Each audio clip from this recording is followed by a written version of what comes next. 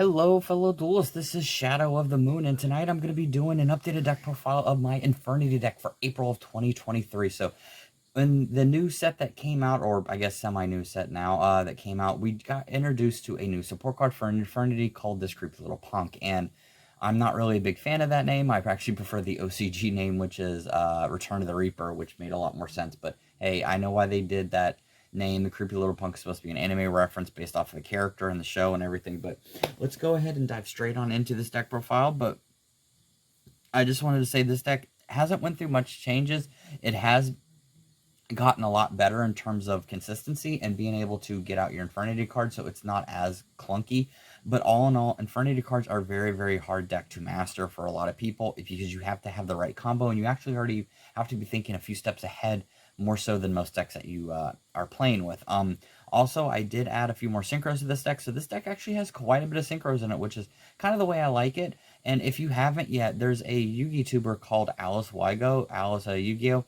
If you haven't checked out her channel, she actually did an Infernity deck profile about a month and a half or so ago at the time of this video, and she added Desynchro, which is a great tech card.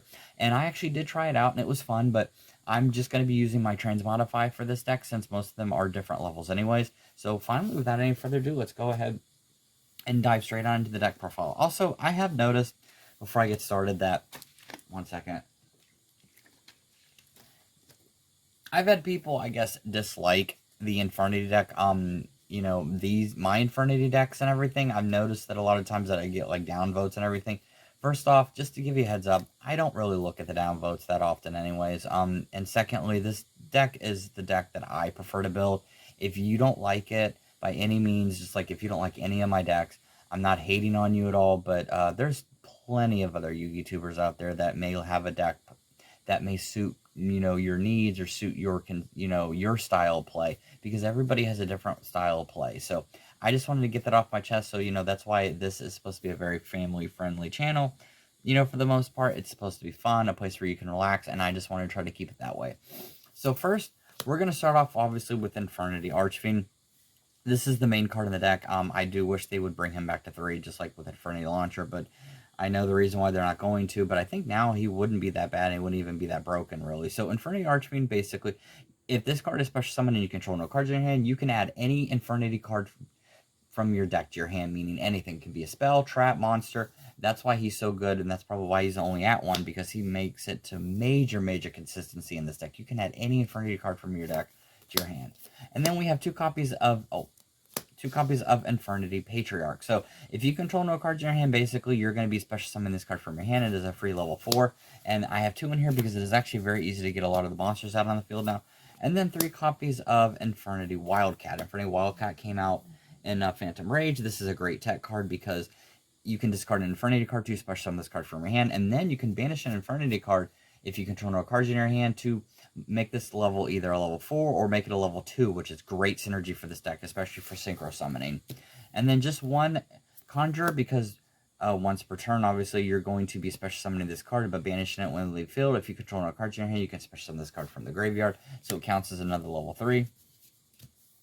And then 2 Infernity Necromancer. So this is one of the main cards in the deck. This card and Infernity Archfiend and Sage are going to be the cards that you're going to be looping in this deck the most. You're going to be constantly bringing this back from the graveyard, activating its effect, which is if you control no cards in your hand and this card is normal special summoned, you can switch it to defense mode and then special summon an Infernity card from your deck, or special summon an Infernity card from your graveyard. So basically what you're going to be doing is you're going to be going like this: special summon this, activate this, special summon Infernity Archfiend or Sage, and then just keep looping constantly, and that is the main focus of the deck.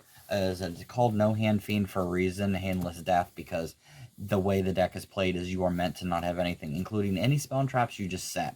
And then I added this back in, Infernity Beetle, because this actually is very helpful. If you control no cards in your hand, you contribute this card to special summon up to 2 Infernity Beetles from your deck. So that's actually a very quick way to get another Infernity monster. It's a level 2. It counts towards getting the level 6.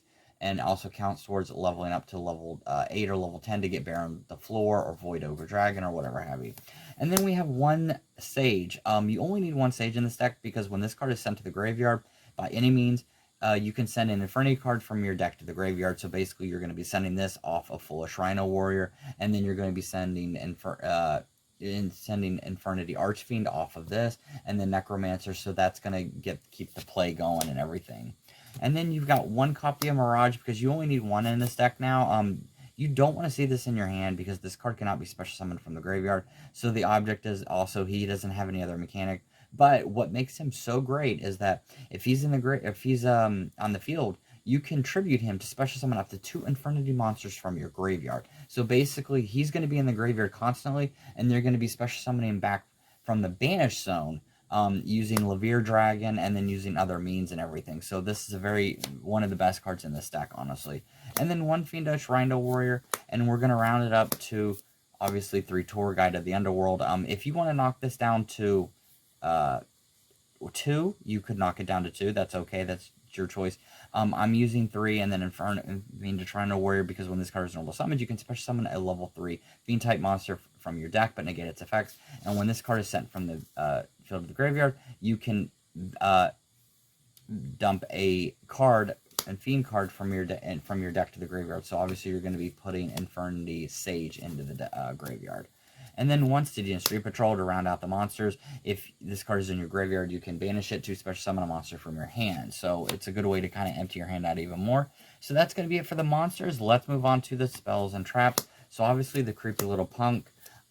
This card allows you to special summon from the graveyard for an Infernity card, and basically is treated as an Infernity card, even though it's called this Creepy Little Punk. This is a great tech card and great addition and support to the new Infernity archetype. I would love to see more soon, but I doubt that we're going to get it. So this is pretty much what we've been waiting for. I'm glad that we finally did get this, because this deck solely needed it after getting so many hits from it. And then 1 Infernity Launcher. Infernity Launcher, you can activate. It has 2 effects. When you play this card, you can discard a card from your hand to the graveyard, or you contribute this card when you have no hand, and to be able to special summon up to 2 Infernity cards from your graveyard. So this is a card you're definitely going to get. And then you have Infernity Paranoia. You tribute a basically Infernity monster to special summon 1 from your deck that has the same attribute and type. And then Void Apocalypse. This is what you're going to be using to be discarding your cards from your hand. So you can activate Void Apocalypse. Is going to allow you to discard your hand and stuff to make sure you do have no hand for this combo. And then 3 World Legacy Suppression. This is if you control a Link monster, you can special summon a monster from your graveyard back onto the field to a Link area that the monster points to.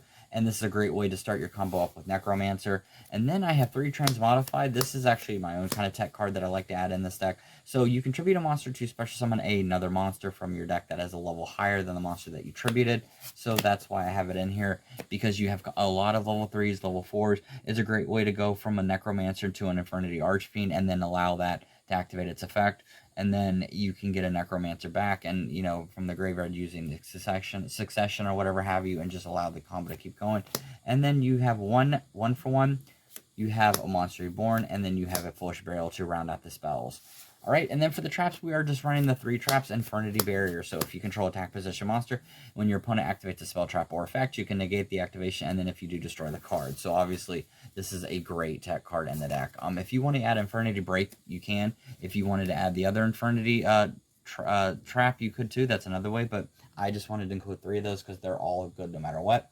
And that's going to be it for the main deck. Let's move on to the extra deck. Okay, so we have Void Ogre Dragon. If your opponent activates a spell or trap during their turn, you can negate the activation if you have no cards in your hand and destroy the card. That's why I have it in here. If you want Borreload Savage Dragon, you could add that in there as well, but I actually prefer this because it goes with the deck. And then you have 200 Eyes Dragon. So this is going to be the main synchro in the deck that you're going to be looping a lot. So when this card is, when you synchro summon it, you can banish a Infernity monster from your graveyard, and this monster's effect becomes the monster that was banished. Meaning if you banish Mirage, you contribute this to get the Mirage effect that you get to special summon 2 Infernity monsters from your graveyard. So that's why it's in the deck. It's a very, very good card and really works well with the deck. And then we have 2 Infernity Doom Archfiend. So if you can have no hand, you can actually negate a face-up monster effect, which is actually very useful, and it is a 2200. It's a level 6, easy to bring out. If you wanted to knock it down to 1, you could do, but for me, I actually like using that. And then we have Baron de Floor because it is very easy to go into a level 10 in this deck, as well as Draco Berserker of the Tenyai. This is going to be your negate. So once again, if you want a Borlo Savage Dragon, you could add that instead of Draco, but I have Draco in here because I like the monster. I like to be able to banish the opponent's monster as a quick effect. And then the new addition is Trishula, Dragon of the Ice Barrier. It is very easy to get. It's a level 9. Obviously, you can easily get a level 9 in this deck using Necromancer, Infernity Wildcat, and then like in Conjure, another Necromancer, or whatever have you. So it's very easy to get a level 9 in this deck. And then you have Baron LaFleur, obviously, for your Omni Negate, which is going to help you out a lot. And then that's it for the Synchros. I told you there's going to be quite a bit. So first off, we're going to have Sayuja Skuldred. This allows you to special summon a level 4 lower monster from your hand if you get the if you use 4 materials, and then allows you to draw when it is link summon. If you have 4 materials, you can draw 4 cards and then add 1 of them to your hand and the rest at the bottom of your deck in any order. So it is very useful. That's why I've got 2 in this deck. And then we've got the new World Sea Dragon Xanates. So basically you can banish, when this card is, you contribute this card to basically add back monsters that were banished and stuff onto the field, and allows it to add more presence. So it's another way to be able to get a Mirage back onto the field. Great little tech card in this deck, and actually really helps it. And then we have Appaloosa Bow the Goddess for your Omni, which is for your negate. So it's easy to get it to 24 and then 3200 and stuff. So it's very useful in this deck.